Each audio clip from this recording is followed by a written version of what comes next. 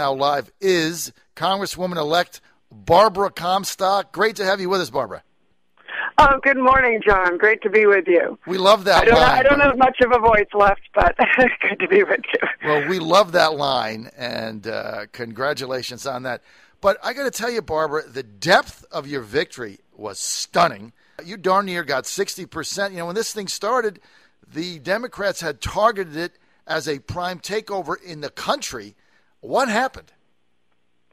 Well, you know, we really focused and did what I've done really in all my races, and I think what Ed Gillespie did this year in his Senate race is focused on the kitchen table issues, talk to people about their concerns. You know, you go out, you listen to people, you learn from people, and you lead on their priorities. I think it's that listen, learn, lead, you know, way of doing things. And, you know, we have a great district that could do so much more in terms of this economy if we would unleash, you know, all of the opportunity and, you know, the growth that we should have in our economy.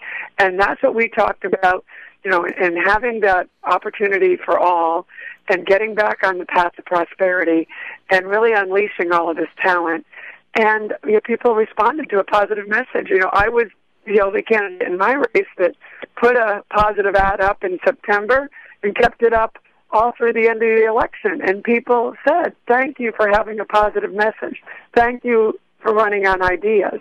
And, you know, the negative and the attacks and all the things you saw from the other side, I think, were rejected. And people want to know what you're for and what you're going to do when you're in there, and they want to get problems solved. You know, they were totally rejected. They were rejected out of hand. Now, my question is this, and I might be wrong, but I didn't come across a single negative ad that your campaign did. Is that right?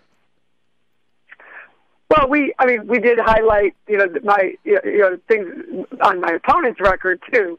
So, you know, we talked about, you know, tax increases. We talked about substantive issues, and actually kind of a funny ad just saying, well, you know, here's what he supports, because he didn't talk about that. He only talked about me. But no, we really were trying to focus on the things that we had gotten done and what we wanted to do for people. And we really had a strong grassroots effort, and I have to credit my great campaign manager, Susan Falconer, and my entire team that really made it a priority to be on the ground and be at, you know, every event we could possibly be at, to be meeting voters where they are, because so often, you know, even in these days of, you know, bombarding people with commercials and TV, the best way of getting either to know about the concerns of your constituents or to meet them right where they live, right in their neighborhoods, at their churches, at their PTAs, at their summer fairs and festivals or neighborhood fairs and festivals,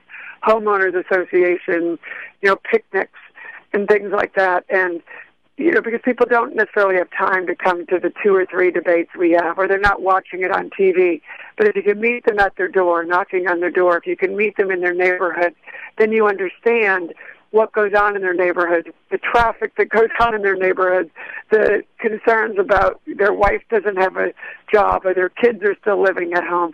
And you really get that picture of what their lives are like. And, you know, for me, you know, my kids are grown, so it's great for me to be back out and see people who've got young kids and, you know, talk to them about, you know, what are your child care costs, or what does it cost you to be able to have mom or dad stay at home or take a part-time job so you can be with the kids. And we've got to, you know, get back in touch with everybody and understand their lives.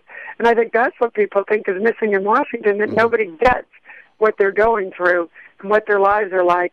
And nobody's focused on, you know, just improving that quality of life. And that's what we need to do, you know, get results for people. We're with Congresswoman-elect Barbara Comstock from the 10th District of Virginia. She'll be replacing Frank Wolf, the iconic one, in January. Now, Congresswoman-elect Comstock, you bring enthusiasm, you bring energy. How do you think you're going to play with some of the more stodgy members of your caucus?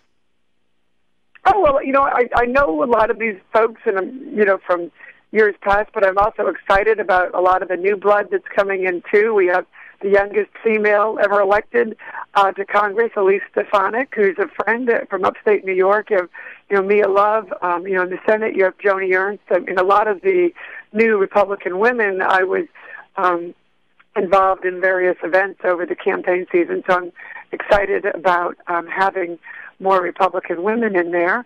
But I think, focusing on issues like, I'm happy to already see this morning people talking about moving on the Keystone Pipeline, which, we've discussed is not only supported by Democrats and Republicans, it's supported by union members. The Teamsters want those jobs. So, when we pass the Keystone Pipeline legislation now and getting that moving forward, the president is going to be hearing from his friends at the Teamsters, like, please give us those jobs, let us move forward. And I think the same kind of dynamic and coalition can be brought together on offshore drilling, which is something we in Virginia very much have wanted. And then, doing things like, I did in Virginia, research and development tax credit. That's something that, high-tech entrepreneurs in California and Boston and Virginia want, and everywhere in between. So I think you will have some interesting coalitions that will be able to come together to get legislation passed in the House and Senate, and legislation that will have such strong support across the board that you certainly hope the president would, get in front of the parade and sign it and take credit for it. It's going to be very fascinating to see what you do. Now, Barbara, I want to get to the big picture. I mean, there's a real branding issue with Republicans and women, no question. And you look at a lot of the women that have been in, and you have to comment on this. This is my narrative, that have been in the GOP and been the face and the representative of it, not really helping the brand at all. Now, as you said, there's a new crop of very high-powered, very conservative, movement conservative types, women coming in, yourself, Mia Love from Utah, Joni Ernst from Iowa, that young lady you mentioned in upstate New York, and many others. How do you go about changing the brand? Well, I think it's just getting out there and meeting with everybody and talking with them about their concerns. And I think that's what, putting together a coalition. I mean, in my district, we have a very diverse district of, we have a large Asian population, Indian population, Pakistani, Korean, Chinese, and we bring everyone to the table because they're part of my business community. They're part of the education and university community. They're part of the government employees community that's in my district. So, you bring everyone to the table and you hear from them about their issues and concerns, and just have everyone know that you have an open door and that you need to use their expertise and work with them and be their voice, but listen to them. One of the things my opponent had said in a debate about, he talked about who do you want to, be, who do you trust? It was a question, and I really think it's a matter of who trusts you, the voters, who trust you, the constituents. It's not about, it's not about me. It's about me knowing what the voters want and what their prime issues are in responding to that. And I think, when you get away from that, then you're not in touch with your customers. I think that's kind of a basic kind of business concept that, folks out there starting a business or doing a business understand. You've got to listen to your customers, and the customers are the boss.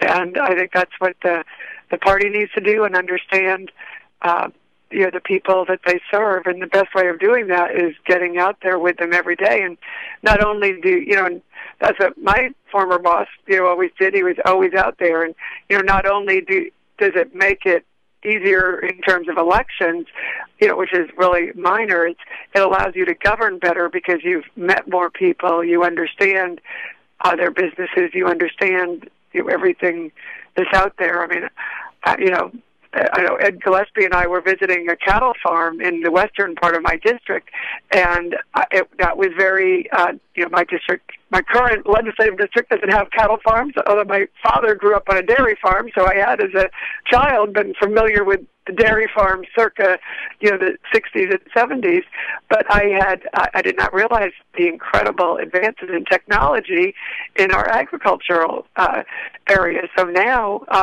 and I've worked on the science, I've been the chairwoman of the Science and Technology Committee, and you see all these advances and all the possibilities. So just learning from people what we need to do to advance all of our industries, advance trade. We have a great wine industry in Virginia, and that they're really looking to, expand that. And so, just being in touch with your customers on what we can do and what we can bring to the table to, grow this economy and get people back to work and improve their futures. And I really think that's what's missing often in politics. And in Virginia, that's really what we've done, and that's what I've loved about state government, is the ability to do that, to sit down with some of the experts, say, gee, we need to fix this, and then we can go to work and fix it, and that's what we need to do on the federal level. You've got to take the Virginia branding way to the next level, no doubt, and we know that if Obama tries to expand amnesty with a phone and a pen, we know you'll be right there trying to defund the whole operation. Hey, Barbara, we want to thank you a lot of time. We want to thank you for being with us, and congratulations on a significant victory Tuesday night that both yourself and your supporters should really be proud of. We'll have you back. Thank you very much. Take care.